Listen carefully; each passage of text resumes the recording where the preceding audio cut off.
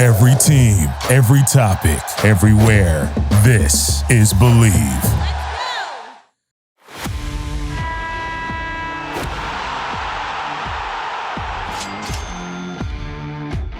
Screaming from the sidelines is something that's a part of all of us, and that's exactly what this guy was doing in Gainesville a month ago, letting everybody know that the swamp is back! The swamp is back! The motherfucking swamp is back!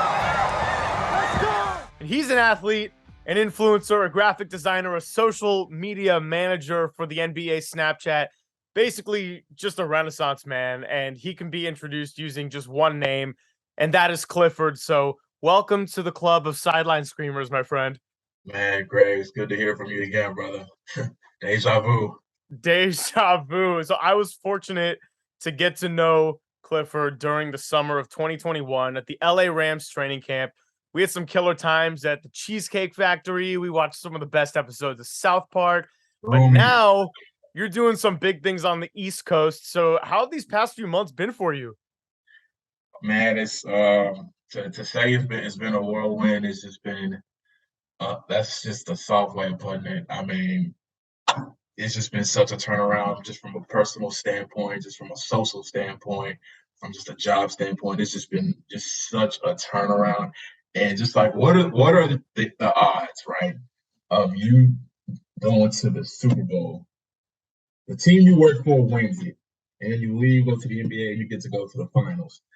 It's one of those. It's one of those things where, like, to this day, I'm just kind of waiting for the joke to be over, because it's one of those things like this just doesn't happen. So I've just been cherishing every moment since I've been up here in Jersey and New York, and at first I was a little skeptical moving up here, but like once I got around and did some sightseeing, I was like, I think the real thing for me was going back on the East Coast. The West Coast was a dope experience, don't get me wrong, but I like my 8 o'clock prime time games. So it was definitely good coming back to the East, and definitely being closer to home.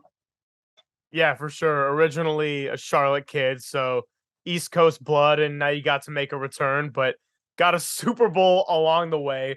Now, a lot of the public first got to know you as a football guy. You walked on to play football at the University of Florida. You Yep. helped brand, popularize their social media, and then you end up in LA with the Rams. So what a lot of us didn't learn for a while is that you always had a deep relationship with the game of basketball. Like that was your first love. So how's it been just reconnecting with that side of you? It's honestly something that I always wanted to do, because I was literally gone from the game of basketball from 2019 to now. I would still watch games, but my attachment wasn't nearly as close as it was, years ago. And so just kind of coming back into the game, and honestly being in the position that I am now, I have a resurrected love for the game, which I thought would never happen. I thought, I always loved the game, but now I love it, even more.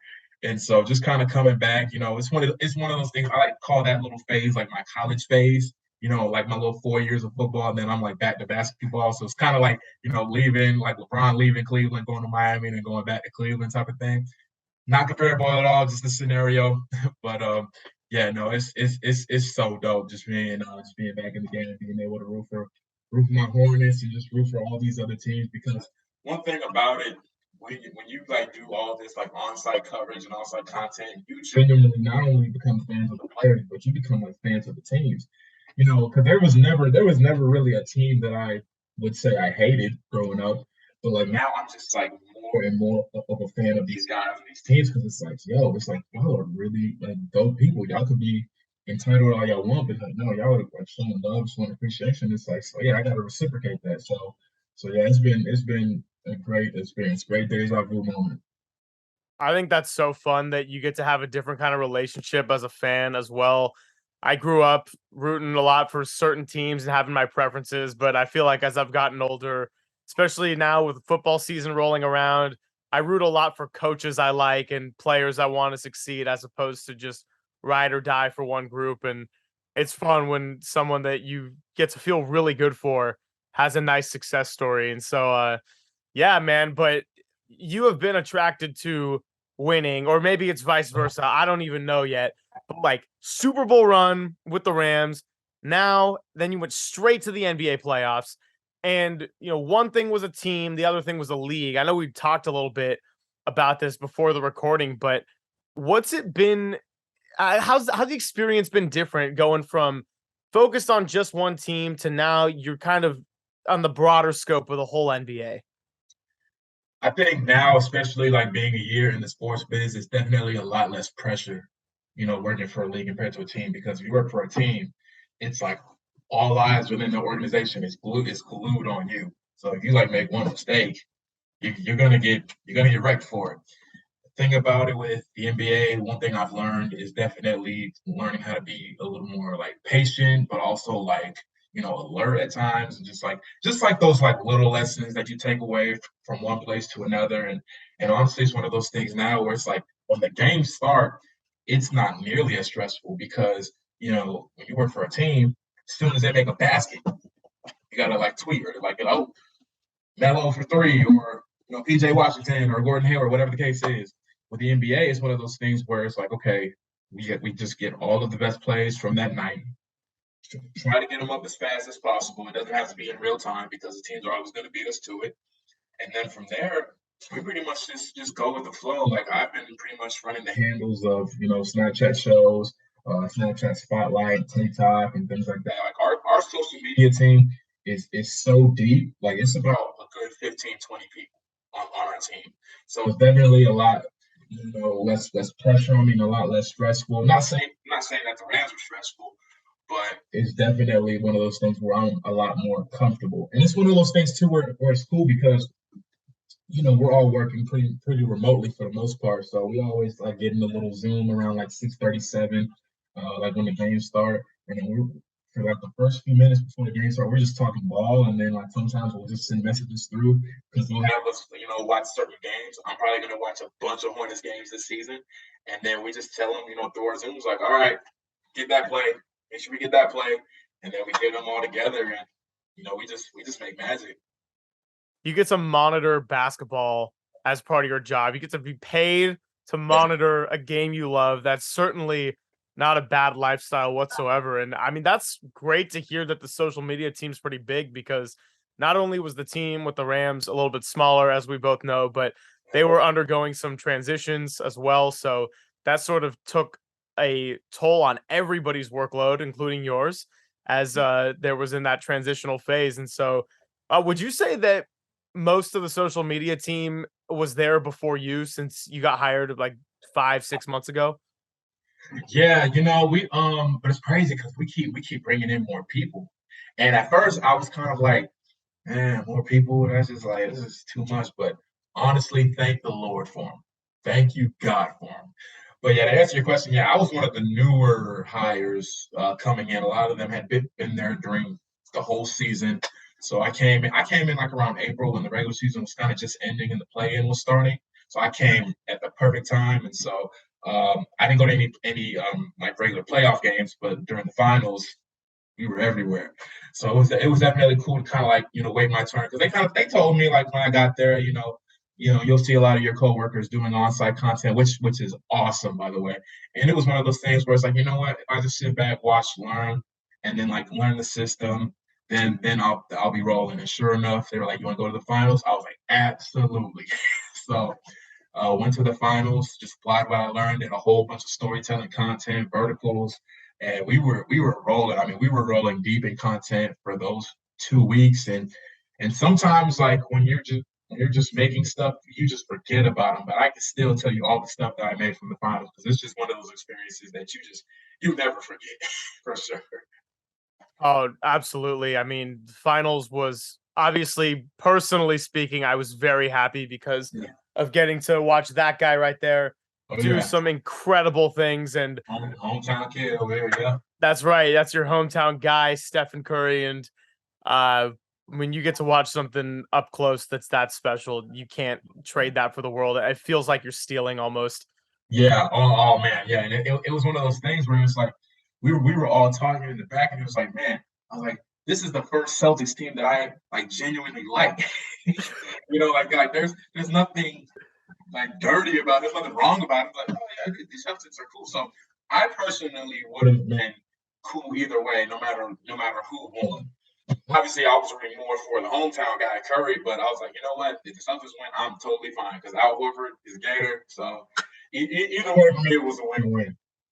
Yeah, absolutely. I felt the same way about the Celtics where until they ran into the Warriors, I didn't have much of a problem with them. Just Yeah. most of the players really likable. Jaylen Brown, got to watch him play down at Berkeley for a year, and they're young, they're fun. They played really good defense, and it was like physical, but not necessarily dirty. I think that fans can overreact sometimes, but when Al Horford landed on Curry's leg at the end of that game 3, and people were saying how that was dirty, I was like, no, I think that was just a really unfortunate thing. And thank goodness for the league and for the Warriors that injury was nothing severe, because otherwise I can tell you it would not have been the same outcome.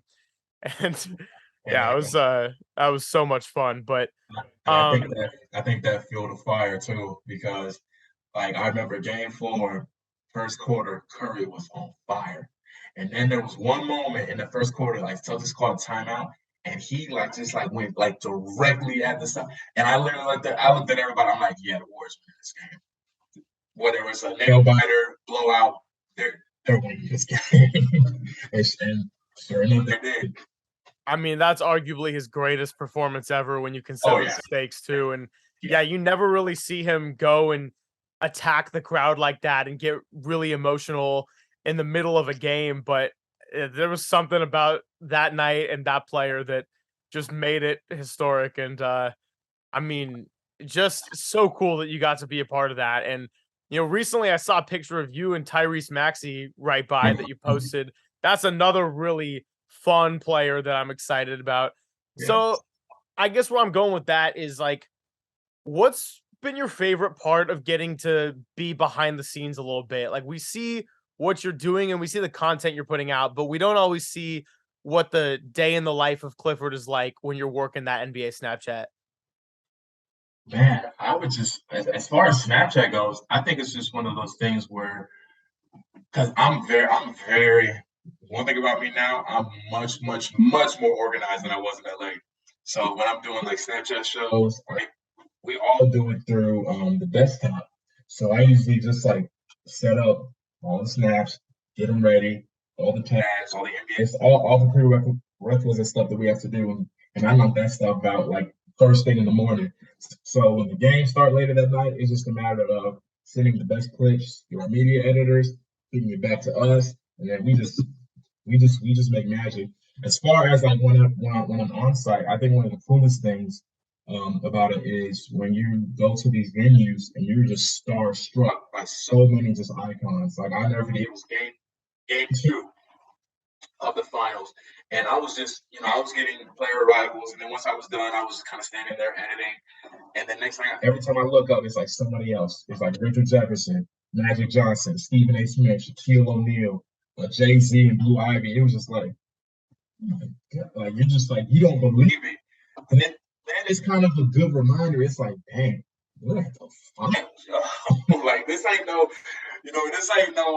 just regular season. This is the finals. And so it was just one of those things where you just you just really take a step back and be man, it's enjoy this moment, man. Because not a lot of people in this world get this opportunity. So don't abuse the power of it, but cherish it and enjoy it as much as you can, but do it the right way. So it's just one of those things where I'm still starstruck when I think about it now. And it's one of those things where it's okay, what's next? Okay, All-Star weekend, who's going to be there? So this is one of those things that I never take for granted, and it really puts things in perspective.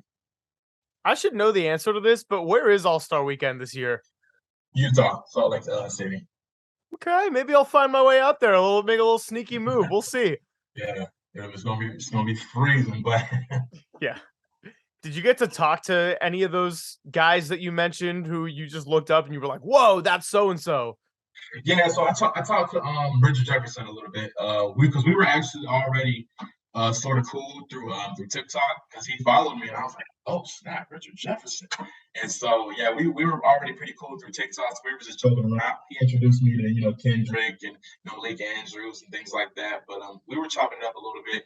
I actually chopped it up with Magic Johnson a little bit, and he actually like gave me some dab. And this is why I tell people like this is kudos to being like a 6'5", 6'6" tall guy, because like if I was just the average 6'1", 6'2", they probably would have just walked right by me. But I was like towering over most of them, so they kind of looked at me like with a second look, and it was like, oh snap. So I would just be like, what's up? So yeah, it was one of those things like thank God for my height. Thank God for my height. Oh man, standing at 5'10", I wish I could say the same, but instead I'll just have to use these good looks and this bright pink color right here or whatever else to try to charm my way into people like Magic Johnson. That's so fun though.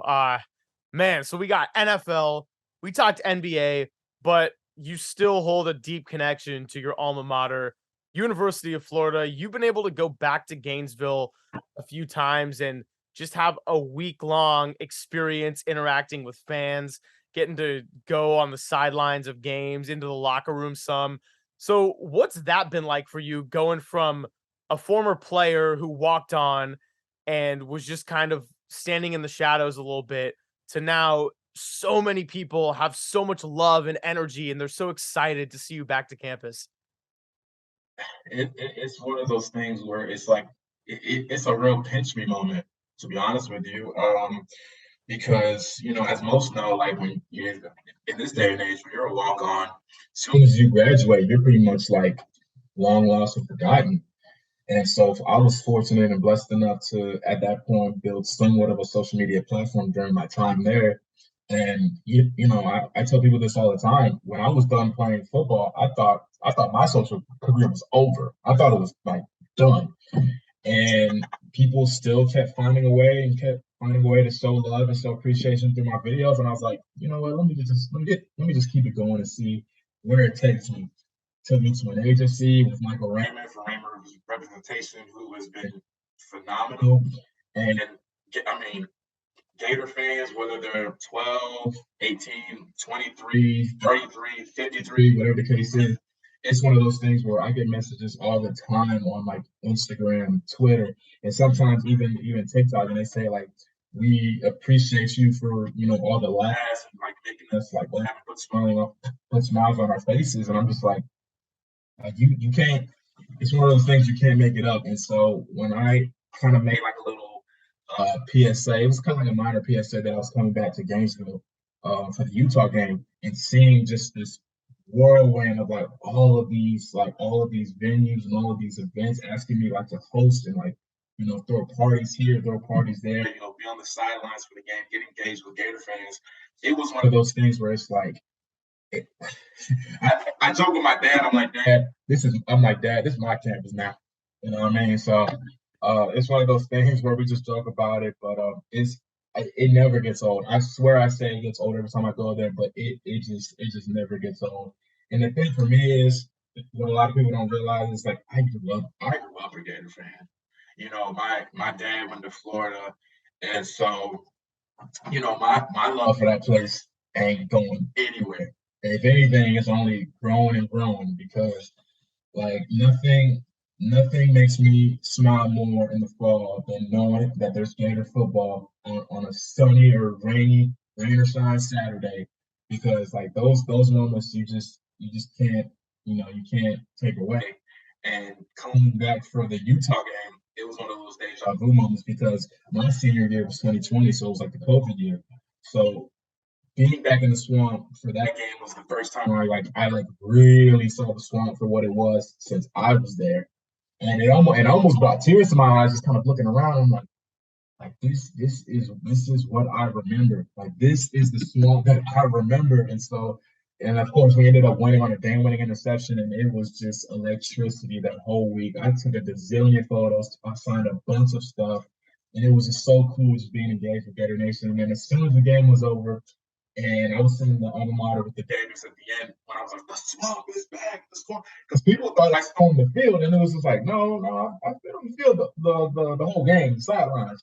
And so after we sung the alma mater and just seeing the plethora of like Gator students just like, Clifford, Clifford. And I just went over there and like instantly, I was just like, yeah, and they like lost their mind, and it's just one of them things where it's just like, well, at least I got some sort of impact around here because on the field I was just a walk on, but to these guys I'm like a creator and entertainer, and that's all I can ask for because without my experience at Florida, I don't know if any of this would happen. So that's why I always like go back and just kind of show appreciation. I try to go back at least once a year. So yeah, no, my love for Florida ain't going nowhere. I can imagine how special that all feels. And Oh yeah, is singing Tom Petty's "I Won't Back Down" in that sea of is that like the greatest thing ever? chills, man. Every single time, goosebumps, and that was probably the most light flashes I've seen like ever. It was crazy. That's one of my favorite artists, one of my favorite songs. And before every broadcast we did in Santa Barbara this last year, we would test the sound and make sure it was coming through okay. So we'd go to YouTube and I would always play not just that song because I didn't want to somehow get busted on copyright issues, even though we didn't have a crazy number of listeners. But I would go and search a University of Florida crowd singing that as a good way to get hyped before a sports game. And I Oh, mean, I just like that's got to be on the bucket list of things is go do it for real in person because it's like putting all my loves together at once. oh yeah, most definitely. That is just incredible. And I feel like a larger theme of what we talked about so far is not taking things for granted. And you've had some amazing experiences, but that's also not to say that there haven't been any struggles along the way. I want to pivot the conversation somewhat to how you've been really outspoken about mental health and the importance of taking the right steps to seek help and just ensure your overall well-being. So, I mean, everyone goes through different things in different ways. I guess you, at least from my vantage point, have done such a great and inspiring job with how you've handled some of your challenges. So, what have you learned from having to work through some of those moments?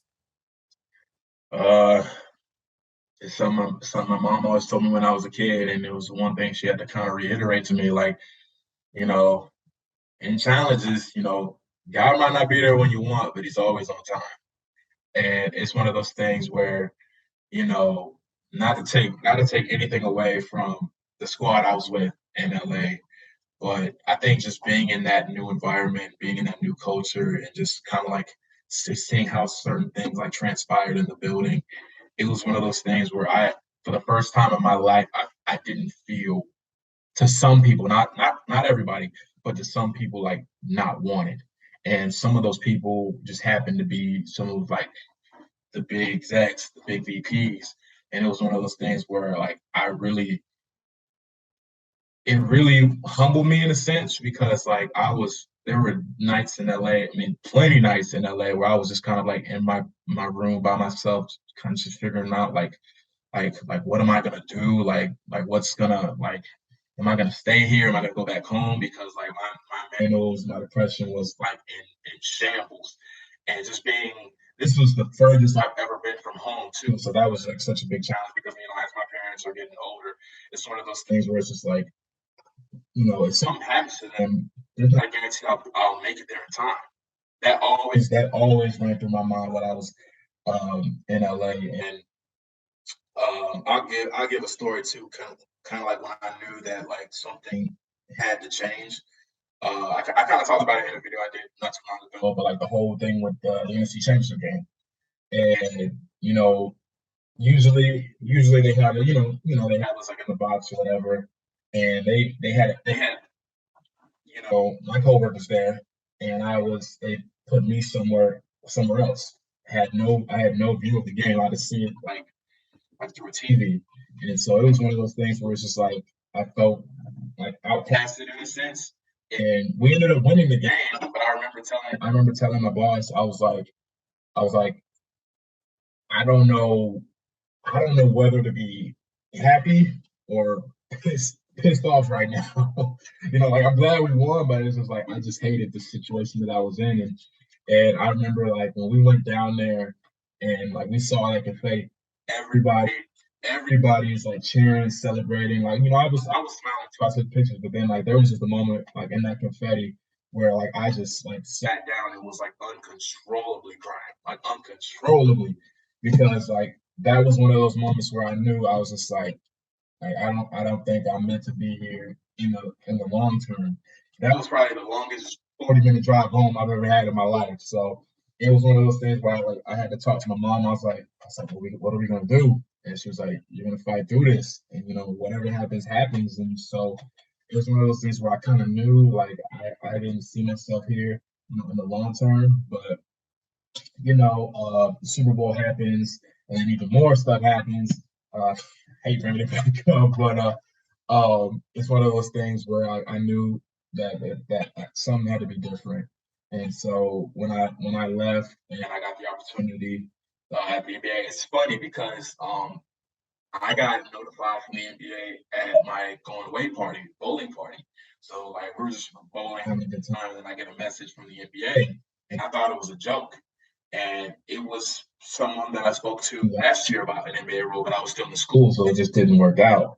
And so it was just one of those things where it's just like this is a sign. This is just another one of those signs. And so I always this is just like kind of like living proof that I like to tell people. I was like, listen, I was like, whatever you're going through, it ain't permanent. I promise it ain't permanent. Because like last year, like my mental was a shambles. Like even before I started, like couple days before I started with the Rams, I almost ended everything because I was just like so there was just so much uncertainty.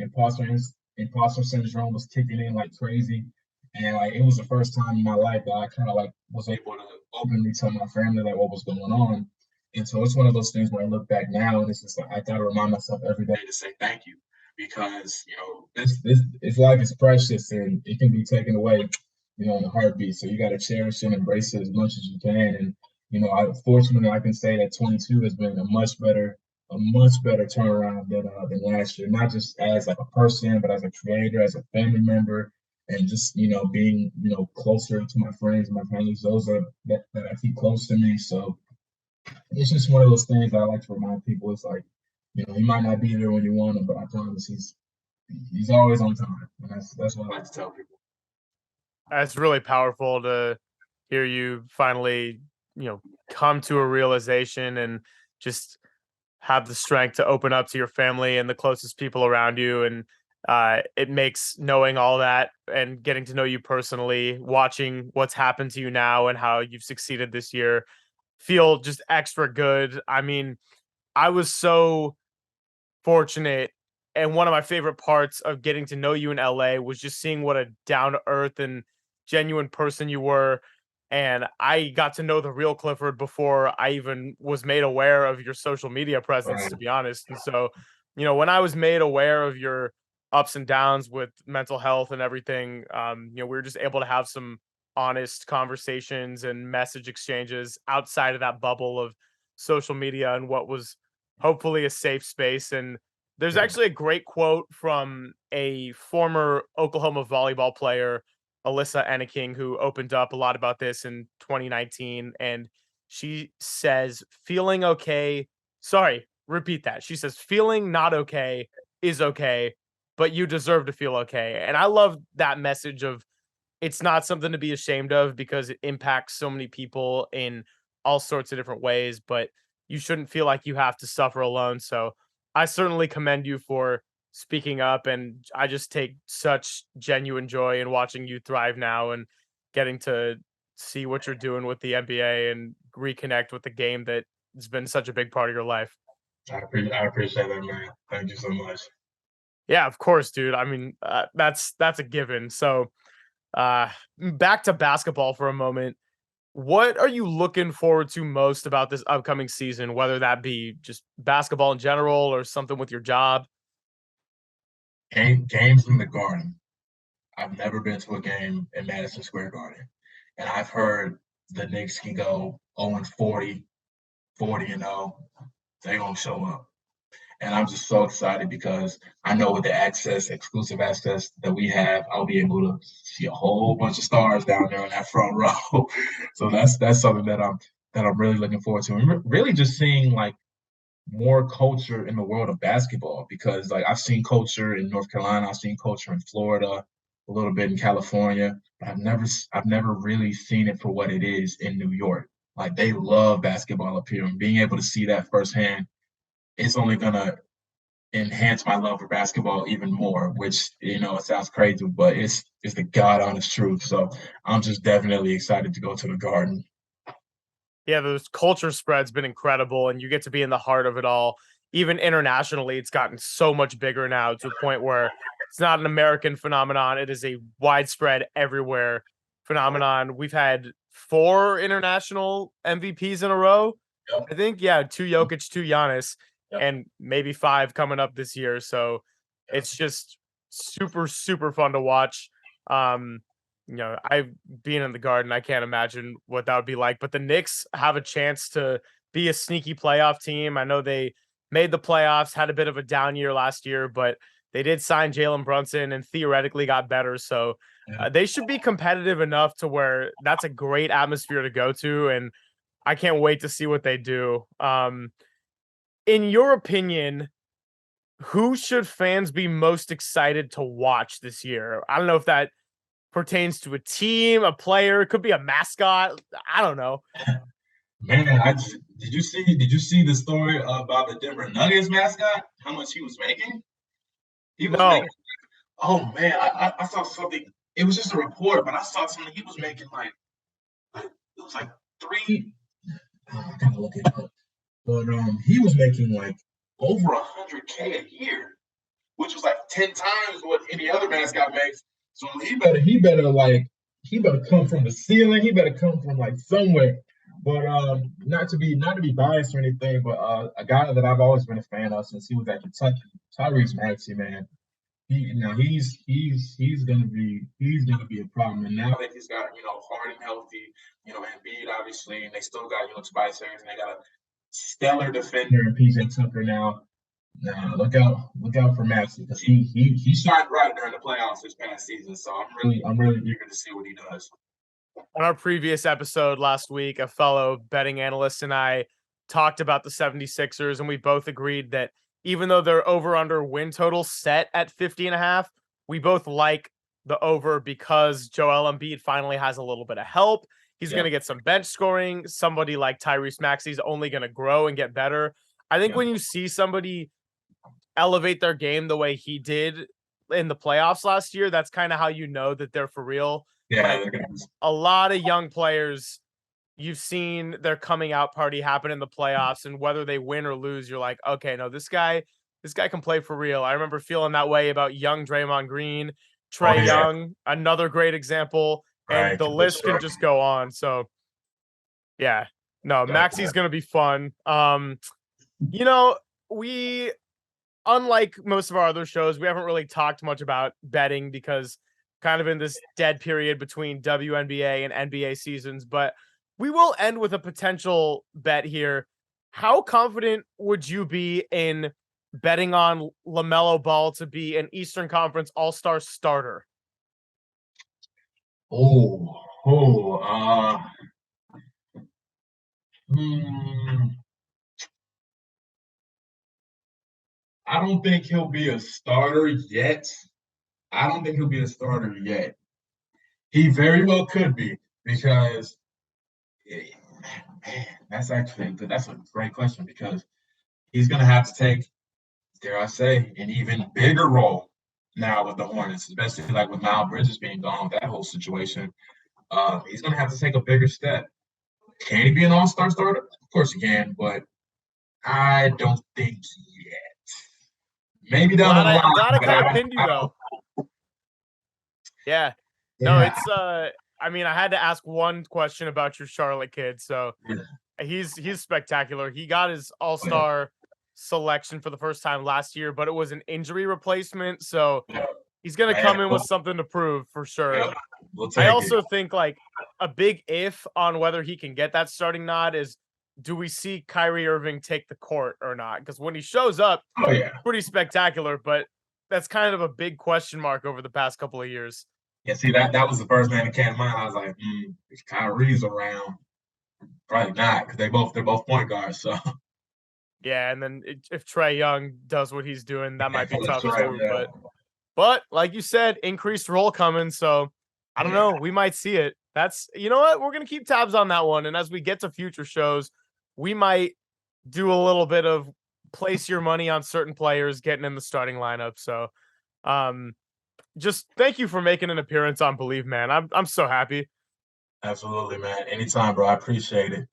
We'll definitely have you back. And like when I officially signed off on doing the show, you were seriously one of the first people I thought to bring on, knowing what you do now with the NBA. And you know, I can't wait to see what you continue to do and everything that goes on with all your good social media videos. You got to find this guy on Instagram, Twitter, TikTok. He's everywhere. If you search Clifford, it is not hard to find. So I will just leave it at that. I mean, this week was light on betting content, but we'll be back with a lot to offer there next week, including some answers to the $1 million question: who should I pick for MVP? So don't forget to like, share, subscribe, review, follow me on Twitter at Greg O. Silver. Until next time, keep screaming.